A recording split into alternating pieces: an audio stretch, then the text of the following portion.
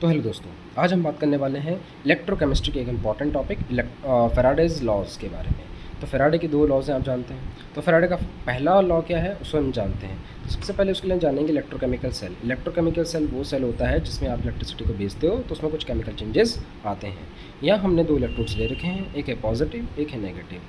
Positive को anode बोला है, नेगेटिव को कैथोड। और हमने यहाँ पर ले रखा है एक इलेक्ट्रोलाइट NaCl। इलेक्ट्रोलाइट तो आपको पता है जो एक्वा सॉल्यूशन में आयंस में टूटता है और इलेक्ट्रिसिटी को फिर कंडक्ट करता है। तो यहाँ पर जो भी हमने NaCl लिया है, पहले तो वो आयन में टूटेगा नहीं, तो आप क्या करोगे, यहाँ से चार्ज भेजोगे, चार्ज फ्लो होगा तो करंट भी फ्लो होगा, है ना। चार्ज का मूवमेंट होगा तो करंट का मूवमेंट होता है, तो आपको पता ही है। तो आप यहाँ से चार्ज सप्लाई करना, चार्ज सप्लाई करोगे तो करंट यहाँ पर फ्लो होगी, करंट फ्लो होगी तो उस करंट, आपको पता है करंट में एनर्जी होती है, तो उस एनर्जी के कारण ये जो इलेक्ट्रोलाइट NaCl वो आयंस में ब्रेक हो जाएगा, Na पॉजिटिव और Cl नेगेटिव में। तो जो पॉजिटिव आयन है ये नेगेटिव वाली इलेक्ट्रोड की तरफ अट्रैक्ट होगा, तो ये Na पॉजिटिव सारा आपका इस कैथोड वाली इलेक्ट्रोड पर डिपॉजिट हो जाएगा। तो यहाँ पर कुछ मास डिपॉजिट हो जाएगा Na पॉजिटिव का। तो वो जो मास है, यानी कि मास को हम W से डिनोट करते हैं, तो वो जो मास होगा आपके पास आयन का, वो किसके डायरेक्टली प्रोपोर्शनल है, वो चार्ज के डायरेक्टली प्रोपोर्शनल है। क्योंकि जितना चार्ज भेजोगे तो उतना आयन फॉर्म होगा, और उतना ही आयन जितना आयन फॉर्म होगा, और आयन अगर आप चार्ज को ज़्यादा भेजोगे तो आयन ज़्यादा फॉर्म होगा और वो आयन डिपॉजिट होता रहेगा। तो इसलिए जो mass deposited at cathode is directly proportional to the charge supplied to the charge supplied through the electrodes into the solution। तो जो चार्ज है वो डायरेक्टली प्रोपोर्शनल है मास के, यानी कि जो मास है वो डायरेक्टली प्रोपोर्शनल है आपके पास चार्ज के। तो इसलिए जो फॉर्मूला होता है इज Q अपॉन T, तो यहाँ से Q की वैल्यू निकालना, तो जो मास है यानी W डायरेक्टली प्रोपोर्शनल हो जाएगा IT के, प्रोपोर्शनलिटी का साइन हटेगा, कांस्टेंट लगेगा, तो W इज ZIT। ये Z होता है इलेक्ट्रोकेमिकल कांस्टेंट। तो ये है आपके पास फैराडे का फर्स्ट लॉ। ठीक है। तो इसके बाद हम चलते हैं फैराडे के सेकंड लॉ में। फैराडे का सेकंड लॉ क्या बताता है कि जो 1 फैराड होता है, 1 फैराड ऑफ इलेक्ट्रिसिटी को भेजोगे तो आपको 1 इक्विवेलेंट मिलेगा। किस पर? इलेक्ट्रोड्स पर। 1 इक्विवेलेंट वेट डिपॉजिट होगा इलेक्ट्रोड्स पर। अब इसका मतलब क्या है, देखो इक्विवेलेंट वेट जो होता है आपके पास, जो बोल रखा है ना 1 फैराडे इलेक्ट्रिसिटी भेजोगे, 1 फैराडे का मतलब होता है 96500 कूलम। तो 1 फैराडे इलेक्ट्रिसिटी भेजोगे तो आपको 1 इक्विवेलेंट वेट डिपॉजिट मिलेगा किस पर? इलेक्ट्रोड्स पर। अब ये जो इक्विवेलेंट वेट है, अब ये कैसे निकालोगे, तो उसका फॉर्मूला होता है atomic weight upon valency factor. ठीक है, atomic weight upon valency factor. अब ये वैलेंसी फैक्टर क्या चीज़ होती है, तो देखो वैलेंसी फैक्टर निकालने के लिए 3 तरीके होते हैं। पहला आता है ऑक्सीडेशन स्टेट। तो अगर आपके पास जैसे Cu पॉजिटिव 2 है, यहाँ पर आप देखते हो कॉपर में कितना चार्ज है, +2, तो इसका ऑक्सीडेशन स्टेट भी +2 है, तो इसका वैलेंसी फैक्टर भी क्या हो जाएगा, +2। तो यानी कि आप कह सकते हो valency factor is nothing but oxidation state.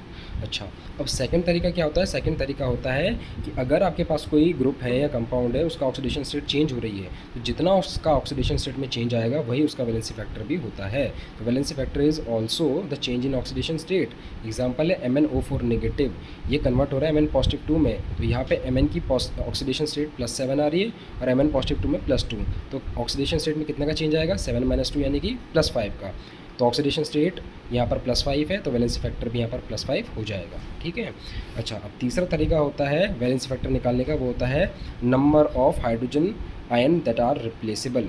यानी कि जैसे कोई कंपाउंड HCl, यहाँ पर आप हाइड्रोजन की जगह अगर आप इसे ब्रेक करोगे तो आपको एक H पॉजिटिव मिलेगा, तो इसलिए यहाँ पर वैलेंसी फैक्टर 1 हो जाएगा।